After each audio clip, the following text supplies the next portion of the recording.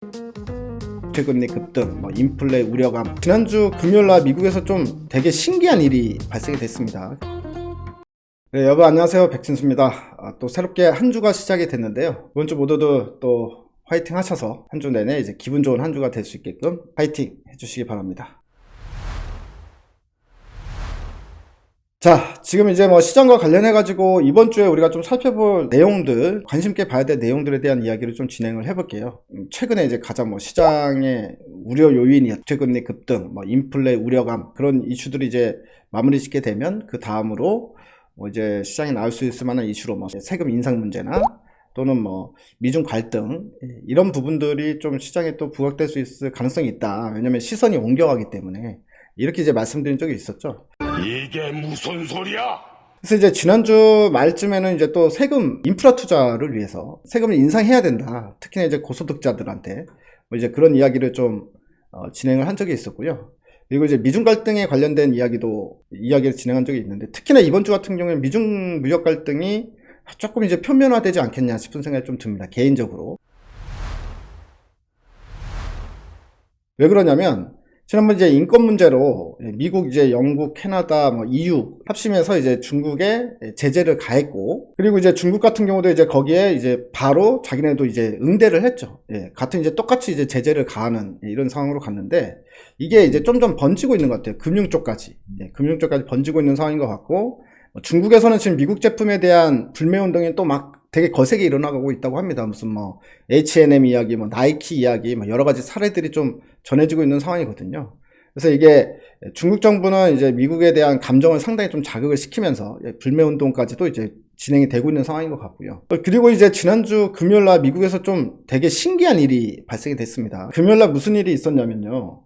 골드만삭스 창구를 통해서 갑자기 무슨 블록딜 물량이 엄청나게 쏟아지기 시작하는 거예요. 여러 가지 종목이죠, 당연히. 여러 가지 종목들에서 쏟아지는데, 이거를 집계를 해보니까 장장 한 11조가 넘더라, 우리나라 돈으로. 달러 따지면 이제 105억 달러. 장중 내내 나온 것도 아니고, 오후쯤 가서, 거의 한두 시간 동안, 한 시간도 안 되는 그 시간 동안에 매물이 한마디로 11조가량이 싹 쏟아졌다는 건데, 골드만 창구 하나로.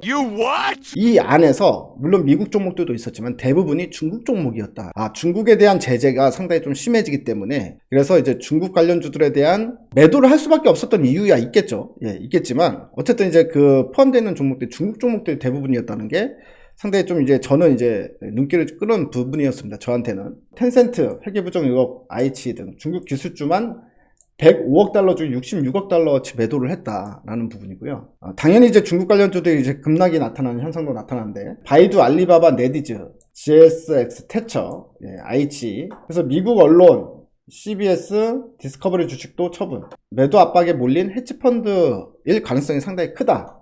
라는 내용인데요. 물론 이제 사정이 있었을 겁니다. 반대 매매를 해야 된다거나, 레버리지를 너무 많이 썼기 때문에 이거를 해소를 해야 된다거나. 그렇지만 이제 그게 이제 중국 기업들을 가장 많이 나왔다는 거는 차이나 리스크가 재부각되는 거 아니냐, 이런 부분들에 대한 것도 우리가 좀 생각을 해봐야 될 것 같아요.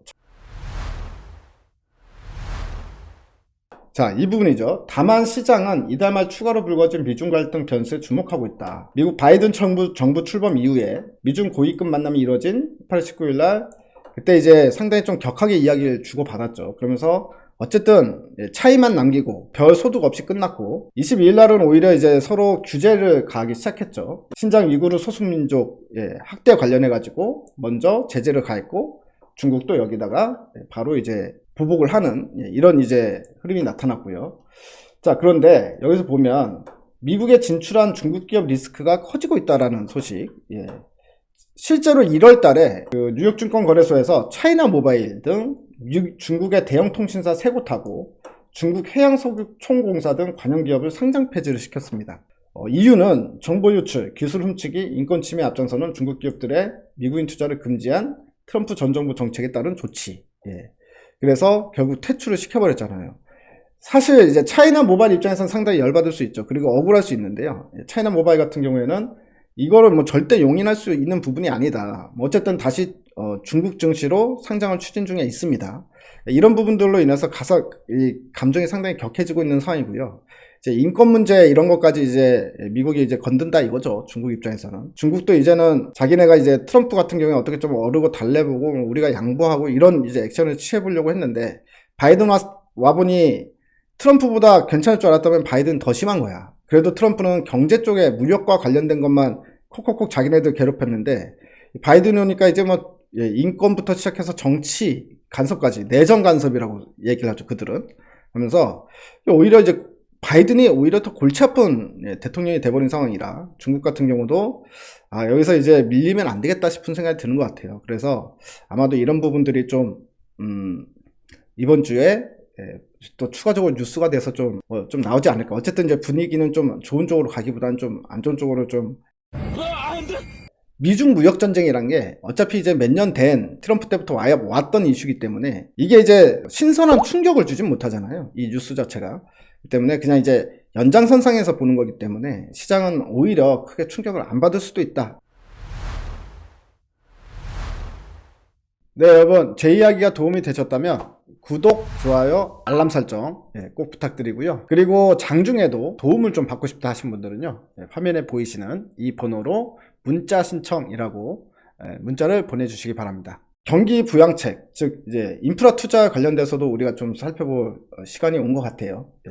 바이든이 2차 부양책 발표가 이제 눈앞에 왔다고 일각에서는 3월 31일 이야기를 하고 있는데요. 이번 주에 결과적으로 이제 인프라 투자 결정이 난다라는 부분인데 뭐 또 지금 3조 달러로 알고 있는데 4조 달러 이야기도 뭐 뉴스에 나오고 주말 동안에 보니까 하고 있는 것 같습니다. 그래서 일단은 이번 주는 이쪽 관련된 수혜주들이 좀 시장에서 부각받을 수 있지 않을까 싶은 생각이 또 좀 드는데요. 일단 인프라 투자와 관련돼 가지고 3조 달러면은 정말 큰 규모죠. 우리 돈은 뭐 3,300조, 3,500조 정도가 되는 건데 일단 인프라 투자의 기본은 SOC죠. 뭐 예를 들어서 뭐 노후 도로 개선, 뭐 도로를 만든다거나 뭐 개선을 시킨다거나 교량을 만든다거나 뭐 이제 항만 시설, 그 다음에 뭐 필요한 이제 뭐 건물들, 뭐 그리고 철도, 뭐 이런 것들에 대한 이제 일단 기본적인 투자가 집중이 됐죠. 이걸 통해서 또 이제 고용을 단기적으로 확 늘릴 수가 있기 때문에 전체적으로 이제 전 국토를 봤을 때 이제 필요한 어떤 이제 교통 설비나 뭐 필요한 이제 시설들, 뭐 이런 것들에 대한 뭐 토목 공사가 들어간다 이렇게 볼 수가 있는데 이거와 관련돼 가지고 실제적으로 우리나라의 수혜주들은 이제 뭐가 있을까요, 여러분? 일단은 미국 쪽의 매출 비중이 큰 회사들, 이 인프라와 관련돼 가지고 이런 회사들이 좀 눈여겨봐야 될 기업인 것 같은데요. 일단 뭐 제가 봤을 때 그냥 딱 전통적으로 떠오르는 종목들은 뭐 두산 밥켓이나 진성 TEC 정도가 있습니다. 나머지는 이제 여러분들 좀 더 찾아보시면 미국 매출이 큰 종목들을 찾으실 수 있을 텐데요. 두산 밥켓 같은 경우에는 이제 예전에 두산 인프라코어가 이제 두산 밥켓을 인수를 할 때부터 애초부터 이제 미국 매출이 상당히 큰 회사이기 때문에 전통적으로 작년 같은 경우도 북미 매출만 73%, 이게 매출 비중의 70%가 미국에서 일어나고 있는 거기 때문에 미국 인프라 뭐 건설의 가장 큰 수혜주로 볼 수가 있고요. 진성 TEC 같은 경우에는 이제 굴삭기에 들어가는 부품 같은 거 만들어서 납품하는 회사인데 진성 TEC 같은 경우에는 가장 큰 원래 매출처가 캐터필러 쪽이에요. 캐터필러 이제 미국의 1등 건설 중장비 업체죠. 이 진성 TEC 전체 매출의 60%를 차지하기 때문에 결국에 이제 미국으로 들어가는 거죠. 그래서 이 둘은 실질적으로 우리가 SOC와 관련돼서 가장 큰 실수혜주다라고 그냥 딱 떠오르는 종목인 것 같습니다. 자, 그리고 이 SOC 이외에 이제 또 사회적 네트워크, 특히나 이제 5G 투자가 본격적으로 들어갈 수 있겠죠. 미국 같은 경우에. 그래서 5G가 이제 본격적으로 움직일 수 있는 가능성이 있는 거 아니냐라는 생각이 좀 듭니다.